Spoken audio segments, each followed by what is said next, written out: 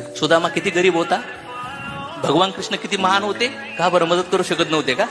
भगवंताची पण इच्छा होती मदत करावी, सुदामा मदत मागत नव्हता. कारण की त्यांना माहित होतं मदत मागितली तरी मागितली पुन्हा पुण्यकर्म होईल आणि पुन्हा मी याच्यात अटकन पुन्हा मुक्ती होणार नाही. त्याने गरिबीत सुद्धा त्याच्या धर्माचं पालन केलं. भिक्षा मागायला गेला, भिक्षा भेटली नाही तरी पण श्रीकृष्ण. भिक्षा भेटली तरी पण, आणि भेटलेली कुत्र्याने खाल्ली तरी पण, याला म्हणतात स्थितप्रज्ञ. रिझल्ट येऊ किंवा नाही येऊ, आपलं कर्तव्य आपण सोडायचं. रुक्मिणीने मदत केली, कुत्र्याने खाल्ली. रुक्मिणी म्हणली, प्रभू काय झालं, तुला सांगितलं होतं कर्मात जेवढं आहे तेवढाच भोग घेता येतो.